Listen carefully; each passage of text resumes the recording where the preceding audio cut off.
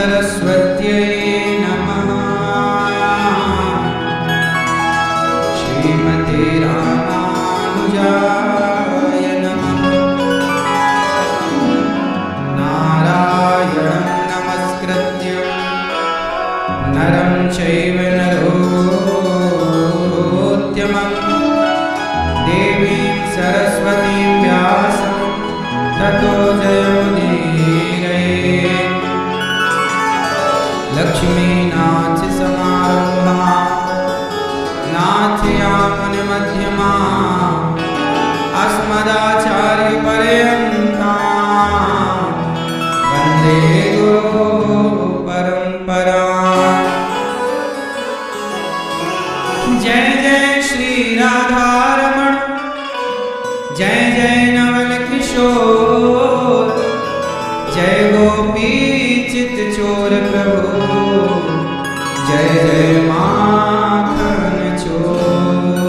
जय जय माखन चोर, जय जय माखन चोर।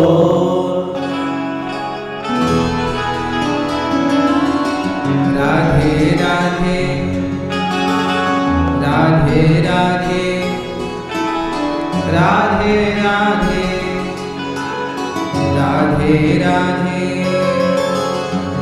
राधा को नाम अनमोल बोलो राधे राधे। राधे को नाम अनमोल बोलो राधे राधे। राधे राधे राधे राधे राधे राधे राधे राधे राधे राधे प्रेम से बोलो राधे राधे, जोर से बोलो राधे राधे मिलकर बोलो राधे राधे, गाकर बोलो राधे राधे हंसते बोलो राधे राधे, आते बोलो राधे राधे जाते बोलो राधे राधे राधे राधे। राधे राधे।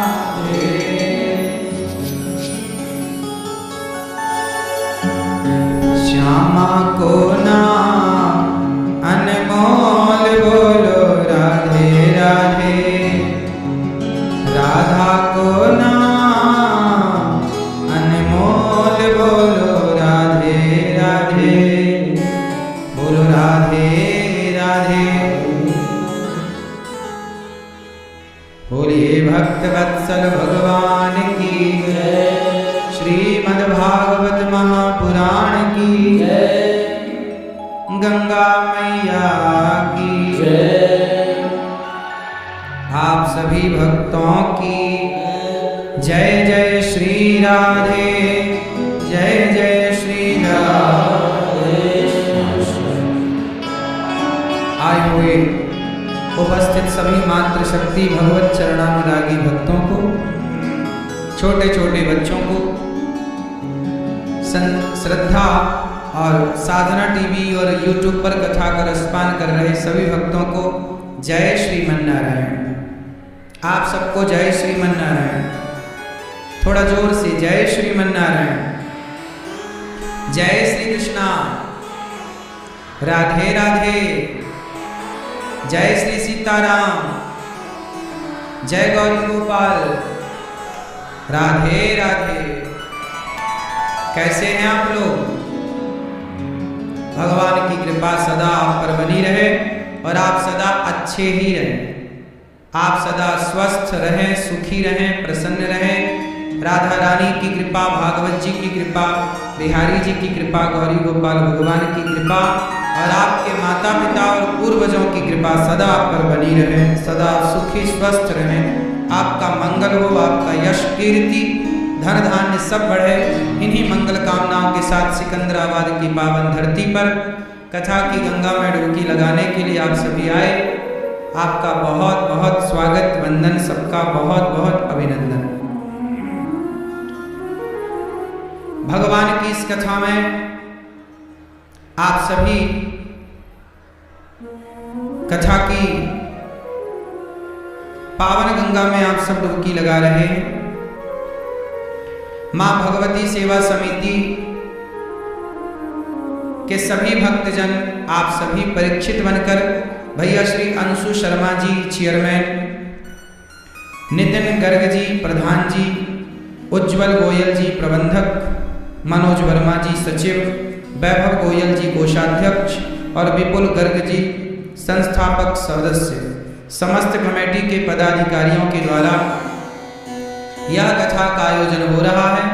एक बार सभी के लिए सुंदर तालियां मां भगवती सेवा समिति के सभी कार्यकर्ताओं के लिए, सभी पदाधिकारियों के लिए सुंदर करतल ध्वनि, इनका स्वागत सम्मान।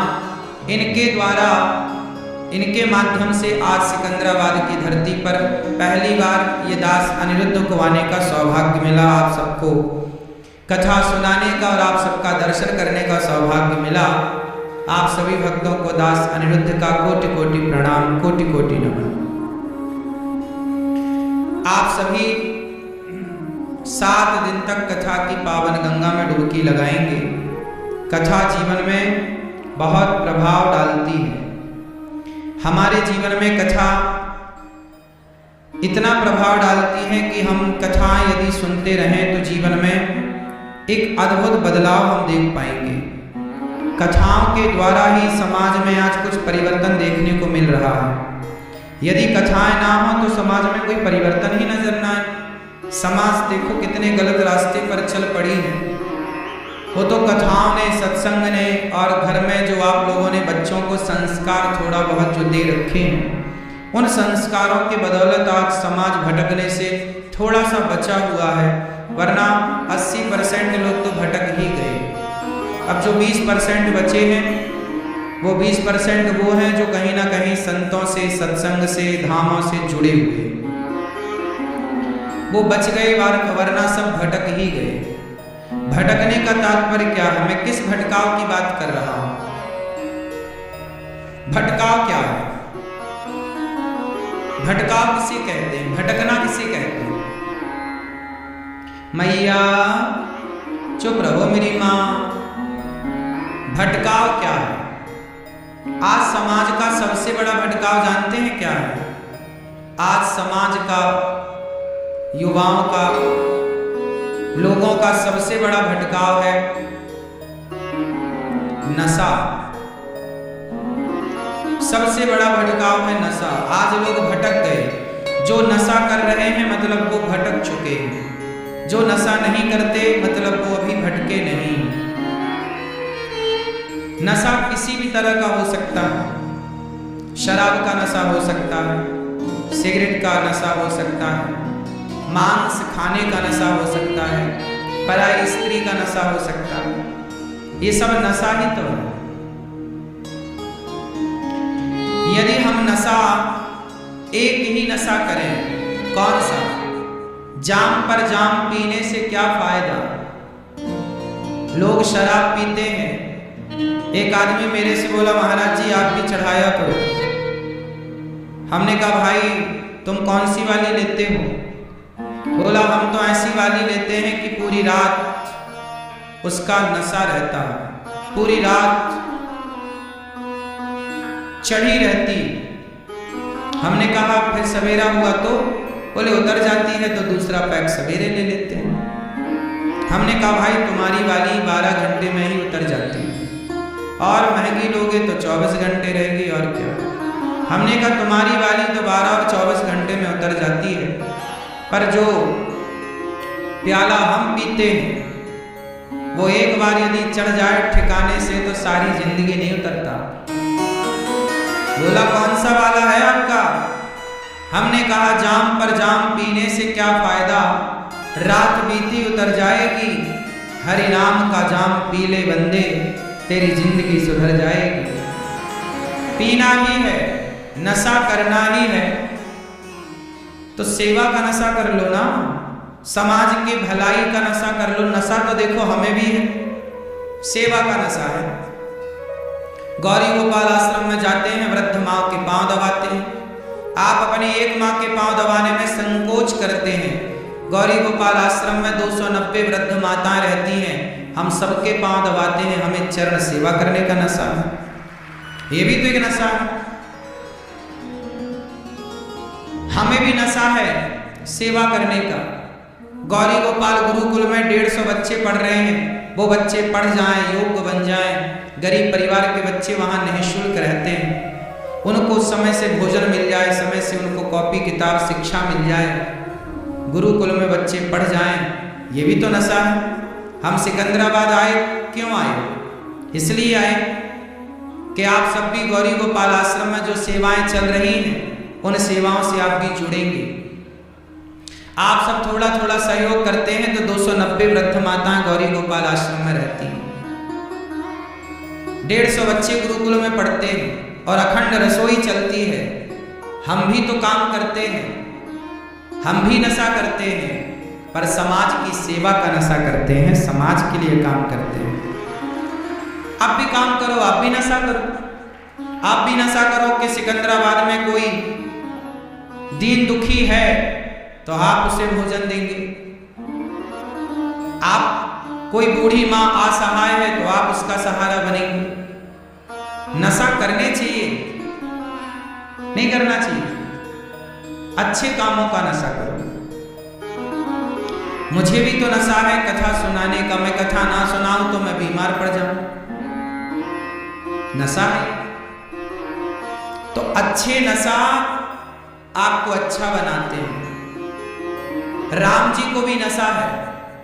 किस चीज का नशा है?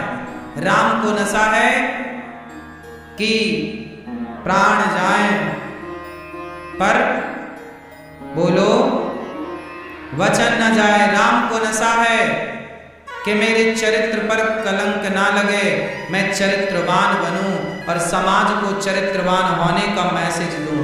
राम को चरित्रवान होने का नशा लग गया, राम चरित्रवान हो, इसलिए उनके नाम के आगे क्या जुड़ता है? मर्यादा पुरुषोत्तम। मर्यादित है ना, मर्यादा पुरुषोत्तम। रावण को भी नशा लग गया। नशा राम भी करते हैं, मर्यादा का नशा, और नशा रावण भी करता है, पराई औरत का नशा।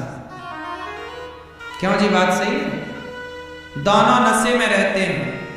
राम अपने मर्यादा के नशे में रहते हैं और रावण अपनी पराई स्त्री के नशे में रहता है। दोनों नशा करते हैं, लेकिन एक के नशे ने भगवान बना दिया और एक के नशे ने पुतले जलाए। गली गली, हर मोहल्ले, हर गली बच्चे पुतले जलाते हैं। इसलिए कहता हूं नशा करो ना। लक्ष्मण जी को नशा है, क्यों? शराबी भी पत्नी छोड़ता है, शराबी भी शराब के नशे में परिवार छोड़ देता है। लक्ष्मण जी ने भी तो परिवार छोड़ा। बोलो हाँ, किसके लिए? बोलो, लक्ष्मण जी को कौन सा नशा लगा? राम की सेवा का नशा। ऐसा नशा लगा कि परिवार छोड़ दिया भाई। 14 साल तक कोई संपर्क नहीं। कौन छोड़े आज के जमाने में, बताओ? सेवा की लक्ष्मण जी ने। हनुमान जी को भी नशा लगा है। कौन सा नशा?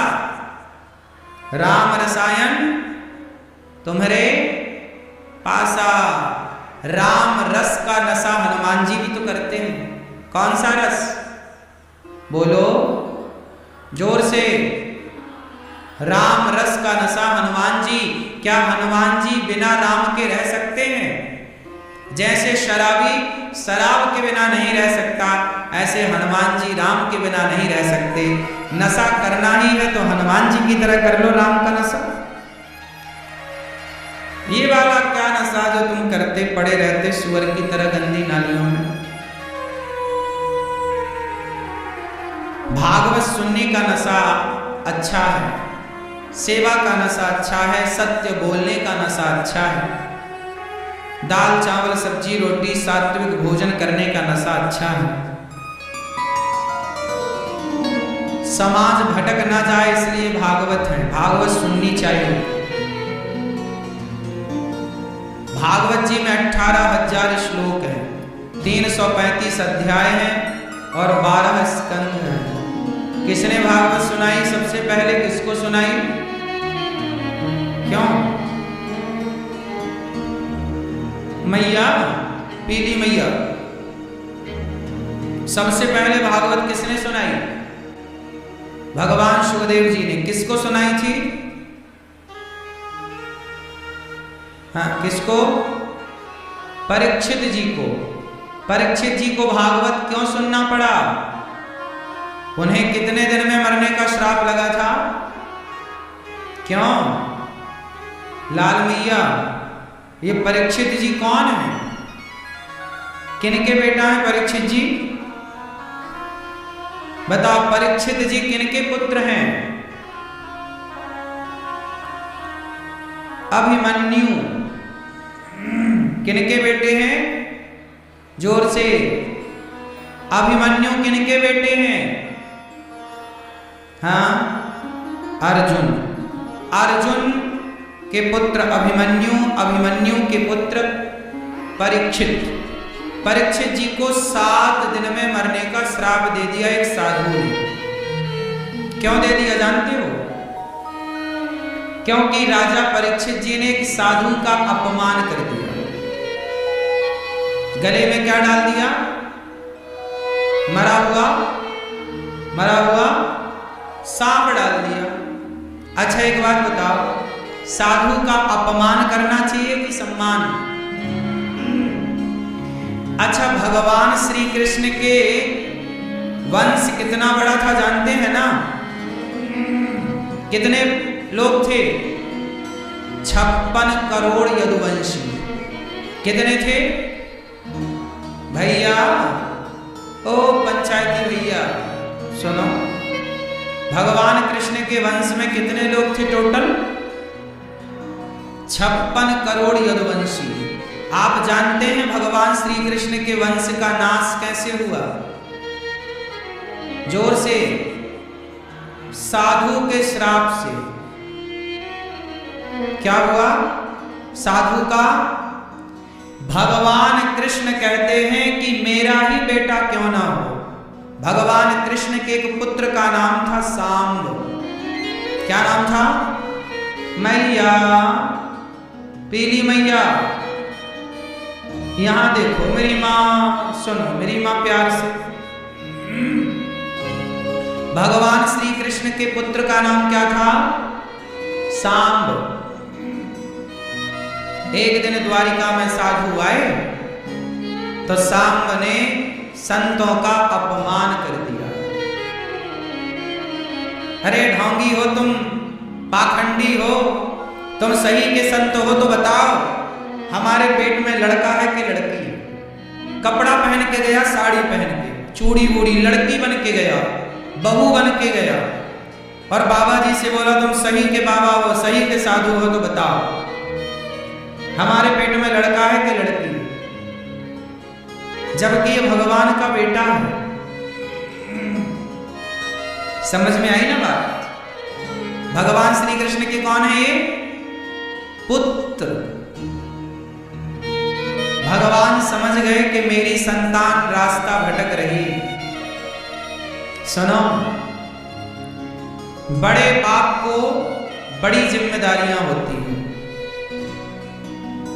संतान रास्ता ना भटक जाए मेरी मां। भगवान कृष्ण समाज को यह कहना चाहते हैं कि मेरा ही बेटा क्यों ना हो, यदि वो रास्ता भटकेगा, वो संतों का अपमान करेगा, तो सर्वनाश का मुंह भगवान को भी देखना पड़ेगा।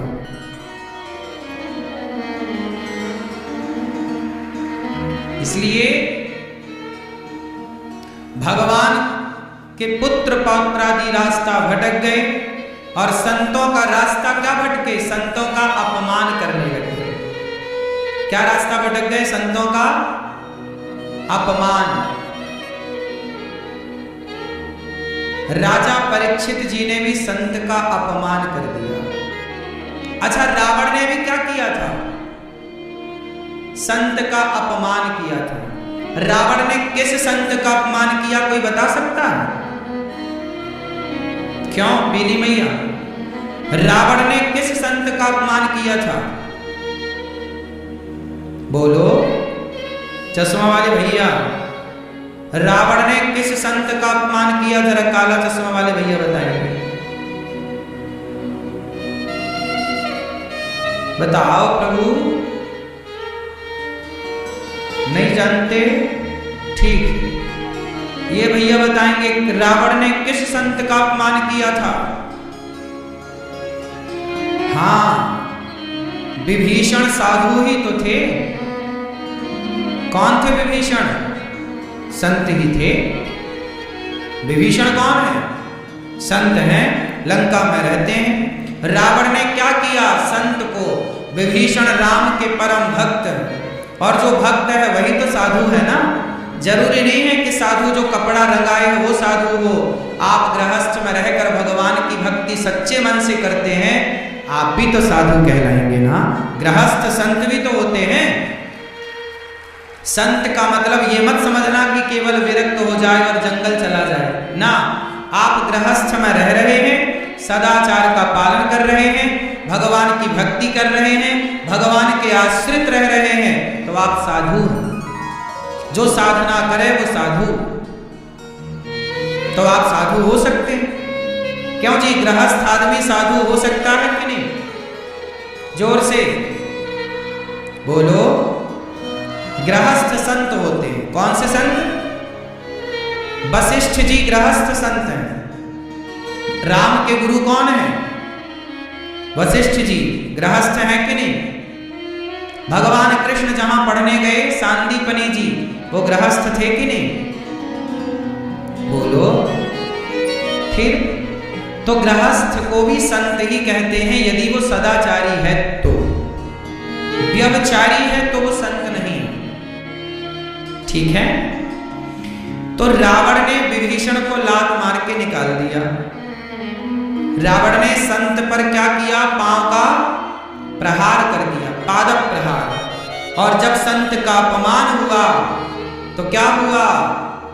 रावण जवहि विभीषण त्यागा, भयं विभव विनु तवहि अभागा। रावण उसी दिन अभागी हो गया। रावण ने अपने भाग्य का त्याग कर दिया। रावण ने विभीषण का त्याग नहीं किया, रावण ने अपने भाग्य का त्याग कर दिया। आपके जीवन में कोई संत आ जाए तो वह आपका भाग्य बनाने के लिए आते हैं। भगवान चाहते हैं कि आपका भाग्य बने, इसलिए जब भगवान कृपा करते हैं ना, तो आपके जीवन में किसी संत का पदार्पण हो जाता है, संत का आगमन होता है। ये भगवान की कृपा।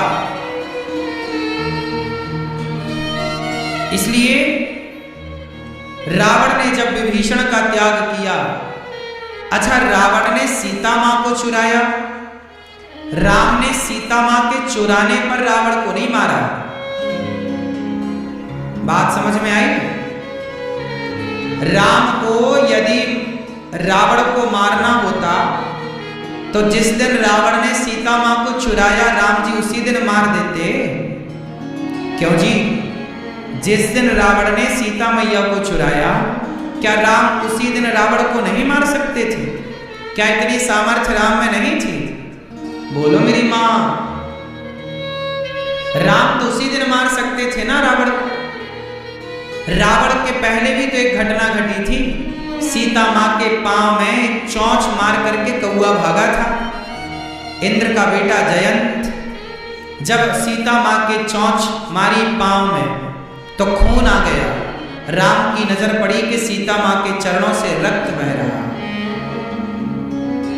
उड़ता हुआ कौआ नजर आया। राम जी समझ गए, कौआ तूने मेरी सीता को चोंच मारी, तूने खून बहाया। एक तिनके का धनुष बनाया, तिनके का बाण बनाया, ब्रह्मास्त्र का संधान किया और छोड़ दिया। रामचरितमानस में लिखा है, ये सब पढ़ लेना। राम ने एक बाण छोड़ दिया।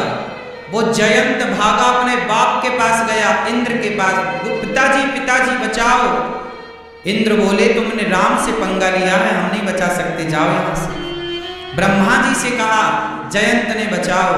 भगवान शिव से कहा, जयंत ने बचाओ। किसी ने रक्षा नहीं की। अंत में नारद जी मिल गए। नारद जी ने कहा, जयंत क्यों भाग रहा है भाई? नारद जी, आप संत हैं, मेरी रक्षा करें, मेरे से बहुत बड़ा पाप हो गया। मैं समझ नहीं पाया कि राम कौन है और मैंने उनकी पत्नी का अपमान कर दिया, पांव में जरा चोंच मार दी। मैं देखना चाहता था कि ये भगवान है या नहीं। चोंच मार के भागा, मुझे कोई बचा नहीं रहा। ये बाण मुझे जला रहा है, मैं मर जाऊंगा। ये बाण मुझे लगेगा, मैं मर जाऊंगा। जयंत से नारद जी ने कहा, ये बता, तेने अपराध जो किया वो किसका है? बोले, सीता मैया का। राम जी बोले, देर मत कर, जा सीता मैया के पांव में गिर जा। दौड़ के जयंत गया, सीता मां के चरणों में गिरा, माता क्षमा कर दो, मैं आपका बेटा हूं। जैसे ही चरणों में गिरा, सीता मैया ने राम की ओर देखा, प्रभु ये बच्चा है, क्षमा कर दीजिए। सीता मां, अपराध किसका था? सीता मां का अपराध किया ना। सुनो, भगवान कहते हैं तुम मुझे लात मार दो। आप लोगों को बोल रहा हूं, सुन लो ध्यान से। कभी तुम्हारा जी करे तो भगवान को लात मार देना, चलेगा। पर सपने में कभी भगवान के भक्त का अपमान ना करना। इसे भक्त अपराध कहते हैं। कौन सा अपराध कहते हैं? बोलो, भक्त अपराध। भगवान को लात किसने मारी जानते हो? भगवान नारायण की छाती पर एक लात मारा था भृगु ऋषि ने। किन्होंने लात मारा? जोर से। भृगु ऋषि ने भगवान नारायण की छाती, बैकुंठ जाके लात मार दी, एक छाती पर। भगवान नारायण ने भृगु जी के पांव पकड़ लिए, सहलाते हुए बोले, भृगु जी मेरी छाती बड़ी कठोर है, आपके चरण बड़े कोमल हैं, कहीं आपको चोट तो नहीं आई? देखो ये स्वभाव।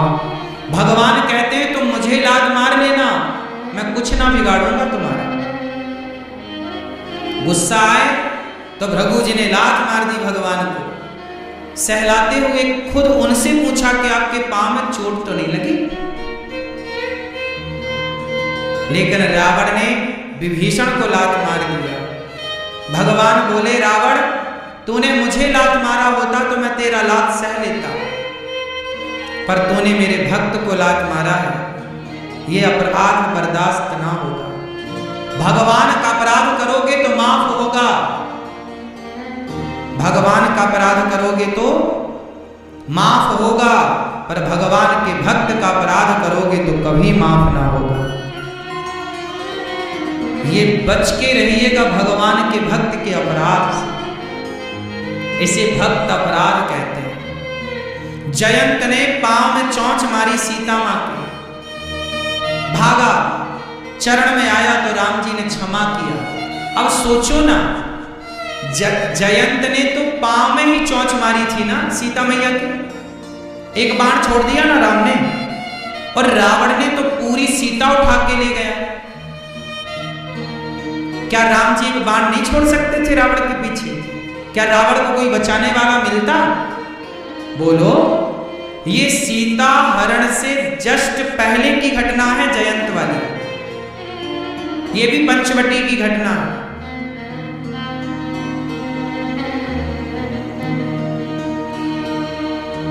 राम ने रावण को नहीं मारा, जानते हो क्यों? क्योंकि गलती माता सीता से भी हो गई। आप बता सकते हैं कि रावण सीता मां को चुराया, आप सब जानते हैं कि रावण ने सीता मां को चुराया, लेकिन आप ये जानते हैं कि सीता मां ने गलती क्या की? सीता मां ने भी भक्त का अपराध कर दिया, इसलिए सीता मां को तुरंत राम जी ने नहीं बचाया। जब जयंत ने पांव में चोंच मारी, तब उस समय सीता मां का कोई अपराध नहीं था, तो जयंत के पीछे बाण छोड़ दिया।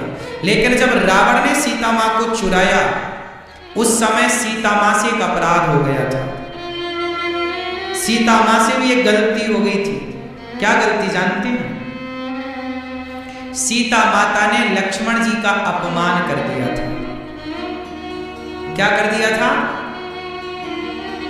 जब राम मारीच को मारने गए, मृग बन के आया ना सोने का, जब सोने का मृग मारने के लिए राम जी गए, सीता मां ने कहा कि राम जी मुझे ये सोने का मृग चाहिए। राम जी गए और जब मारने गए तो मारा, तो मृग ने क्या चिल्लाया था जोर से? मृग को जब राम ने बाण मारा तो मृग ने क्या चिल्लाया? क्या बोला? हा लक्ष्मण। क्या बोला? हा लक्ष्मण। और ऐसे बोला जैसे राम बोल रहे हो। क्या चिल्लाया मृग ने? हा लक्ष्मण।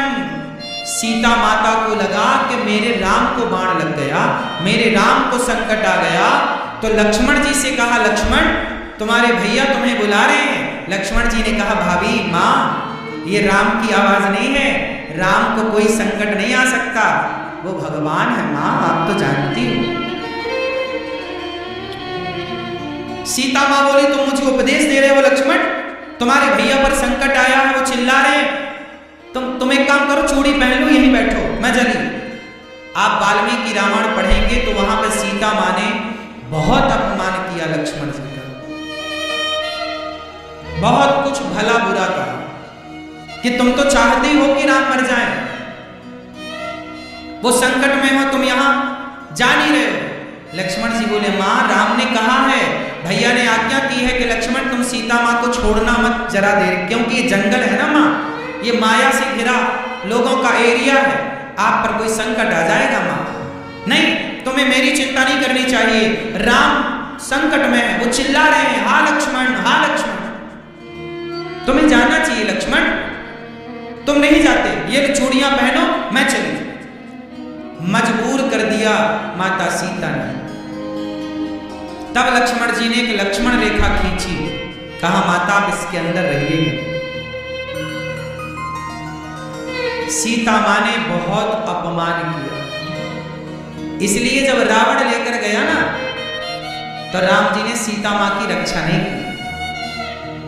जयंत ने जरा चोंच मारी थी साहब पांव में, तो उसे ब्रह्मा ना बचा पाए, उसे शिव ना बचा पाए,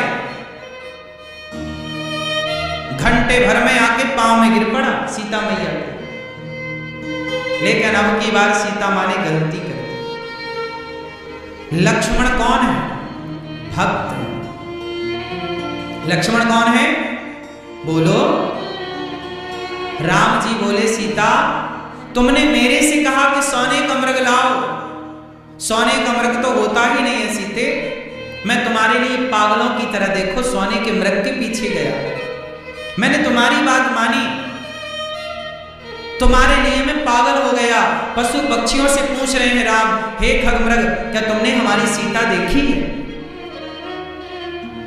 लेकिन राम जी बोले, सीता तुमने मेरे भक्त का अपमान किया, इसलिए मैं तुम्हें नहीं बचाऊंगा। इसलिए रावण लेकर चला गया सीता मां को, और राम जी ने जयंत के पीछे तो बाण लगाया, पर रावण सीता मां को लेकर गया तो राम जी ने कुछ भी नहीं लगाया। क्यों जी? क्योंकि माता सीता से गलती क्या हुई? किसका अपमान हुआ? बोलो, भक्त का अपमान हुआ। किसका अपमान हुआ? बोलो, भक्त का अपमान। किसने किया? माता सीता ने अपमान कर दिया।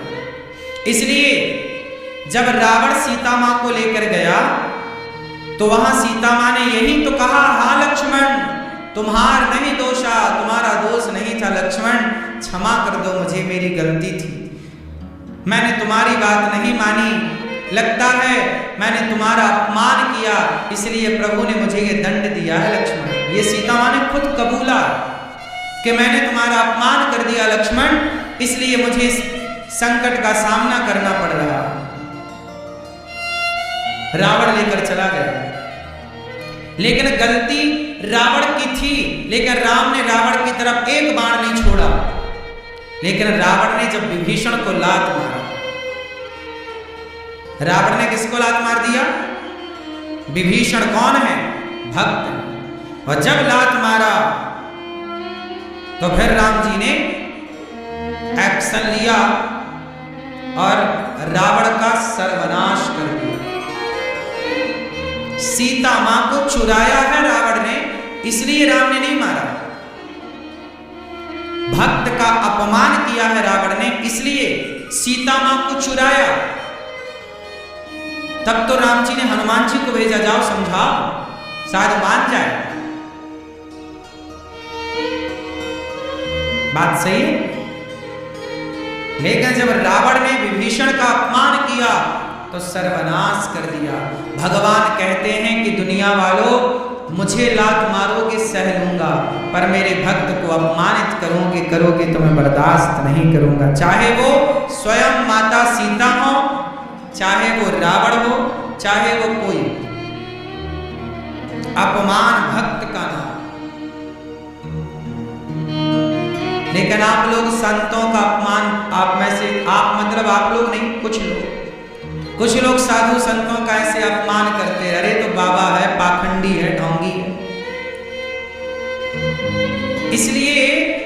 इसलिए आजकल तुम्हारे बच्चे शराबी तो बनते हैं, इसलिए तुम्हारे बच्चे शराबी बनना पसंद करते हैं, लिविन में रहकर के चरित्रहीन बनना तो पसंद करते हैं, पर तुम्हारे बच्चे संत बनना पसंद नहीं करते, क्योंकि तुमने स्वयं ने संतों का सम्मान करना छोड़ दिया।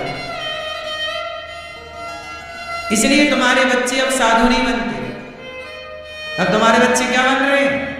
शराबी। हाँ या ना? क्यों जी? आप में से कितनों के बच्चे शराबी हैं?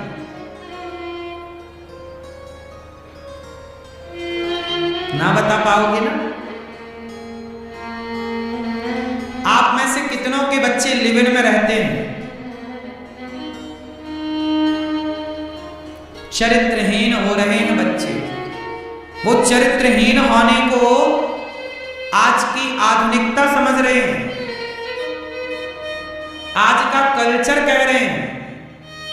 वो शराब पीने को, थिएटर में जाके और क्लबों में जाके नाचने को वो आज का कल्चर बता रहे हैं। चरित्रहीन होना आजकल उनका पेशा बन गया है, लेकिन साधु होने से वो बचते हैं। सही है ना मेरी मां? इसलिए कहता हूं, संतों का अपमान करके आज साधु का अपमान, गाय का अपमान, भक्त का अपमान, ब्राह्मण का अपमान, दीन दुखी का अपमान, गरीब का। पहले लोग गरीब को गले से लगाते थे, पहले लोग भूखे प्यासे को गले लगाकर उसे बिठाकर साथ सम्मान भूखे प्यासे को रोटी देते थे। और आजकल लोग गरीब है, भूखा प्यासा है, तो लोग उसको अपमान की दृष्टि से देखते हैं।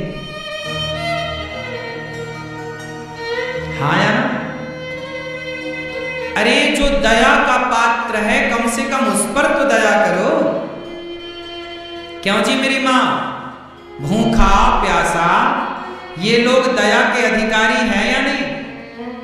बोलो पीछे वाले भक्त। मैया, ओ पीली मैया, ये कहां चली लाइन? मेरी मां रोटी भूख लगाई क्या? कल से 2-2 रोटी लेके आना।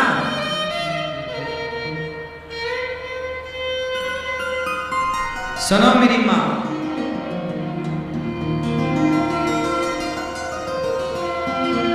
आप लोग धोखे से स्वप्न में संतों का, भक्तों का, साधु का, ब्राह्मण का, दीन का, दुखी का, बेचारा गरीब आदमी दया का पात्र है, पर उस पर दया करने की वजह लोग उससे घृणा करते हैं। यार तुम देखो, अमीर आदमी गरीब और भूखे और प्यासे से बहुत लोग प्रेम करते होंगे आप लोग, पर बहुत लोग घृणा भी करते हैं। आज सड़क में कोई नंगा हो, पहनने को कपड़े ना हो, तो लोग हंसते हैं। किसी की गरीबी पर, किसी की मजबूरी पर हंसना तो बहुत लोगों ने सीखा है, बहुत लोग हंसते हैं। किसी के बहते आंसू देखकर भी लोगों को जरा भी दया नहीं आती।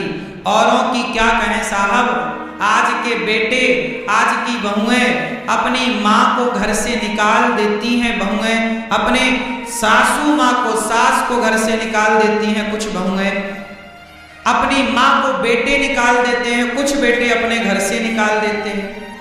उन्हें खुद की माँ पर तो दया आई ना, खुद के बाप पर तो दया आई ना।